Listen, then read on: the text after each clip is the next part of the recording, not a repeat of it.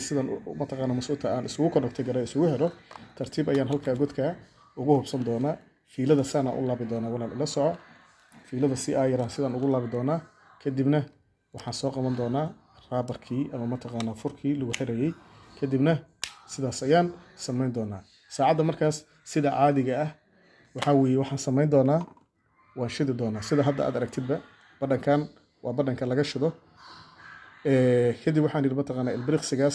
ilbiriqsi ayaan sugi doonaa kan bateriga haddaba insha allah tacaala saacaddu waa taa inoo diyaarsan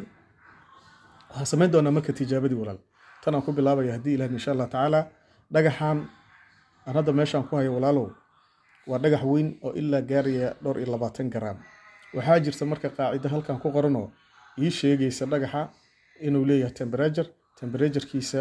na halkan uu saaran yahay sidoo kaleetana CT wax la yiraahdo oo kaarad ah halkii kaarad shantii kaarad 1 garaam ayay la mid tahay walaal shantii kaarad ama kaaradka waxa loo yaqaan CT-du waa tan meesha ku qoran shantii kaarad waxay la mid tahay 1 garaam bay la mid tahay kunkii garaamna 1 kiilo ayay la mid tahay kunkii kiilona 1 tan ayay la mid tahay walaalow marka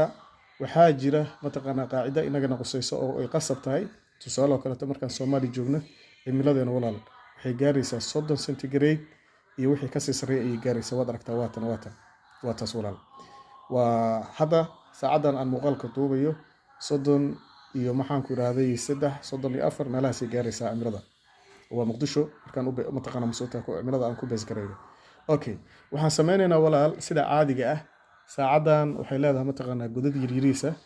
godadkan yariiriiska ay leedahay mataqaana bahashan waxa loogu tala diskiga waay miiskaasaan u saaraysaa marka miiska saaratid dhagax ayaa si dur saar doontaa tusaale kale dhagax inta la eg wadar karaysaa dhagax inta la eg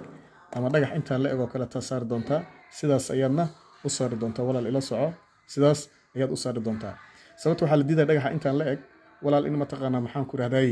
aan gacanta sidan ugu qabto ayaa la diidaya ee saacada aan sidan u saaro sababta waxa waay natiijo qaldan baa iimaanayso oo aniga heerkulkayga iyo dhagaxa heerkulkiisa ayaa isku soo aadaya natiijo qaldan baa soo baxaysa hadda walaal tan aan noo socotay dhagaxu tusaale kale to walaal midkan hadda aan meesho kuugu soo qaada ayaan tusaale kuugu soo qaadayaa markuu la eg yahay walaal dhagaxu markuu intaan la eg yahay oo kale saacada waxaan geyn doonaa walaal 3 baan geyn doonaa 3daasaan geyn doonaa waayo cimiladii ayaa 30 ah sidaanaan marka u soo akhrin doonaa sidaan ayaan u soo akhrin doonaa waxaan yiri marka waxaan geyn doonaa dhagaxan 3 ayaan geyn doonaa sababta 3 u geynay maxaa waaye dhagaxan waa 0.6 iyo up wixii ka sii sareeyo waad arki karaysaa 0.6 iyo wixii ka sii sareeyo ayaad arki karaysaa walaal waad aragtaa marka tusaale kale to walaal sida caadiga walaal waxa weey dhagaxan waa dhagax mataqaana masuutahay 1 kaarad ama 2 kaarad oo kale uu ii gaaraya 0.6 marka wax 0.6 macnaha dhibic 6 iyo wixii ka sii sareeyo uu masuutahay kan oo kale markaan haysto tusaale walaal qaacida weeyaan waxaan geey doonaa saacada 3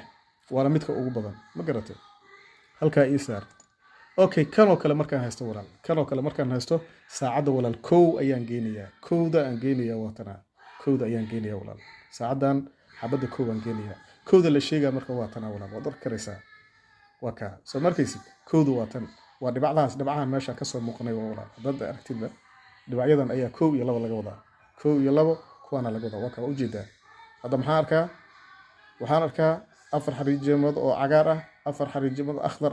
ama cagaar ah iyo 4 xariijimood orange ah sidoo kale waxaan arkaa mataqaana masuuta 4 kale oo mataqaana